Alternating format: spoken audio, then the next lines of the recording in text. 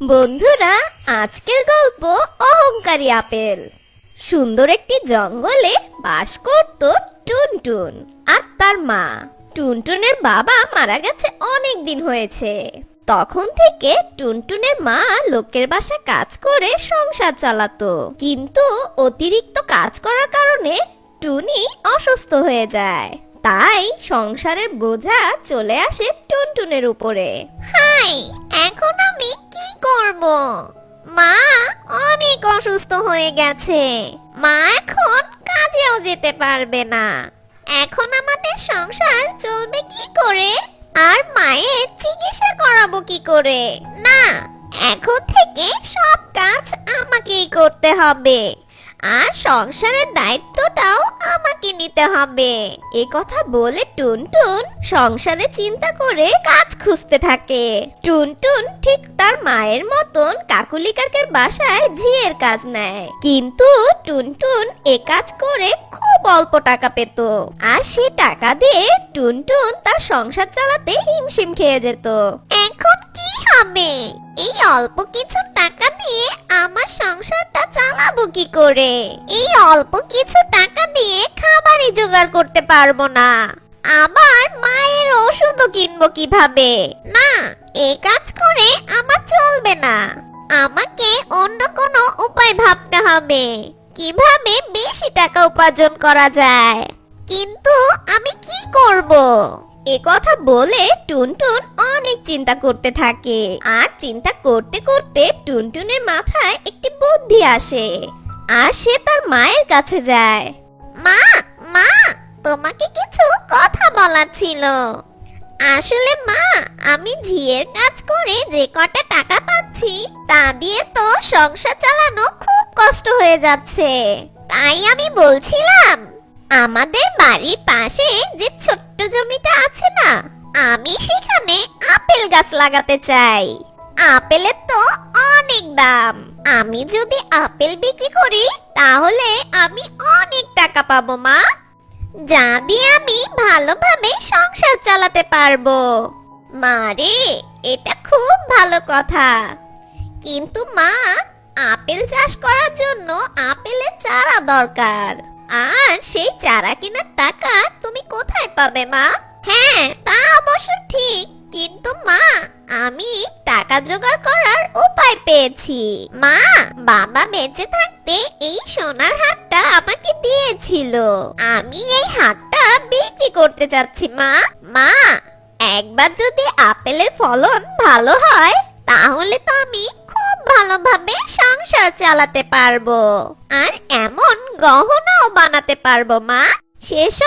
সেসব তো বুঝলাম মা, এখন তোর যা ভালো মনে হয় তুই তাই কর।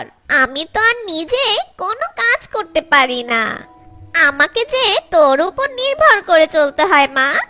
আসলে আমার কপালটাই পোড়া। এভাবে বলো না মা, তুমি শুধু দোয়া করো আমার সব চেষ্টা যেন সফল হয়।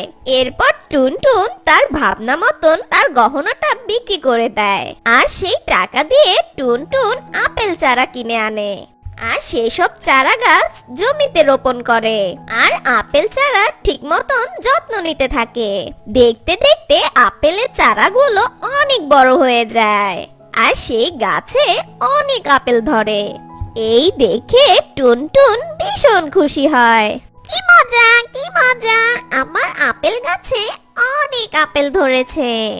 এখন থেকে আপেল গাছের যত্ন নেওয়া আরো বাড়িয়ে দিতে হবে, তাহলে আপেলগুলো অনেক বড় হবে, আর আমিও বাজারে আপেল বিক্রি করতে পারবো। এরপর টুনটুন আপেল গাছের যত্ন নেওয়া আরো বাড়িয়ে দেয়। এমনই একদিন টুনটুন আপেল গাছে পানি দিচ্ছিল। একটি আপেল গাছের নিচে হুলু প্যাঁচা ধ্যান করছিল, আর তখন টুনটুন তাকে না দেখে তার গায়ের উপর পানি ঢেলে দেয়। এতে হুলু প্যাঁচার ধ্যান ভেঙে যায়, আর সে রেগে টুনটুনকে বলে, শয়তান মেয়ে, তোর এত বড় সাহস, তুই আমার ধ্যান ভঙ্গ করলি। তুই চোখে দেখতে পাস না আমি এখানে বসে ধ্যান করছিলাম? জাদুকর আন্টি, দয়া করে আমাকে ক্ষমা করে দাও। বিশ্বাস করো, আমি করিনি, আমি তো আমার আপেল গাছে পানি দিচ্ছিলাম। কিন্তু সেই পানি যে আপনার গায়ে পড়বে আর আপনার ধ্যান ভেঙে যাবে সেটা আমি বুঝতে পারিনি আন্টি। না, আমি তোর ন্যাকা কথায় ভুলবো না। আমার ধ্যান ভঙ্গ করার শাস্তি তোকে পেতেই হবে। এরপর হুলু পেঁচা তার জাদু শক্তি দিয়ে একটি সোনার আপেল আনে, আর সেই সোনার আপেলটাকে টুনটুনের গাছে ঝুলিয়ে দিয়ে সেখান থেকে চলে যায়। আজব তো, কিছুই বুঝলাম না। জাদুকর আন্টি বললেন আমাকে শাস্তি দিবে, কিন্তু সে কিছু না করে বরং সোনার আপেল আমার গাছে ধরিয়ে দিলেন। এটা কি কোনো শাস্তি নাকি পুরস্কার? এসব কথা বলে টুনটুন আপেল গাছের দিকে তাকায়। অমনি টুনটুন দেখে তার গাছের আপেলগুলোতে কালো কালো দাগ পড়েছে। হায় খোদা, এগুলো কি হয়েছে? আমার আপেল গাছের সব আপেলগুলোতে কালো কালো দাগ পড়েছে। দেখে তো মনে হচ্ছে সব আপেল পচে গেছে। এখন আমি কি করব? এই আপেলগুলো আর কেউ কিনবে না। হ্যাঁ হ্যাঁ, তুই ঠিকই ধরেছিস, কেউ আর তোর আপেল কিনবে না। আর আমার মতন এত সুন্দর সোনার আপেল থাকতে আমি বাকি আপেলগুলোকে ভালো কিভাবে থাকতে দেই বল? তাই তো এমন কালো কালো ছোপ দাগ পড়েছে। আর আমার মতন এত সুন্দর আপেল থাকতে তুই সাধারণ আপেল দিয়ে কি করবি বলতো? তুই আমার দিকে দেখ, আমি কত সুন্দর। সব আপেলগুলো থেকে আমি অনেক সুন্দর, আর আমি সোনার আপেল, আর ওদের থেকে আমার মূল্যটা অনেক বেশি। আর তোর বাকি আপেলগুলোকে দেখ, কালো কালো ছোপ ছোপ দাগ ওদের গায়ে। আমার জন্যই তো সেগুলো ছোপ ছোপ দাগ পড়েছে। এসব তুমি কি বলছো সোনার আপেল? আমি তোমার মতন সোনার আপেল চাই না, আমি আমার সাধারণ আপেলগুলোই চাই। দয়া করে তুমি এমন করো না, তুমি আমার গাছের আপেলগুলো ঠিক করে দাও। আমি আমার সবটুকু সম্বল দিয়ে এই আপেল চাষ করেছি, আর আপেলগুলো নষ্ট হয়ে গেলে আমি পথে বসবো। টুনটুনের এসব কথায় সোনার আপেলের কোনো কিছু যায় আসে না। অহংকারী আপেল আপেল গাছের আপেলগুলোকে ঠিক করে দেয় না।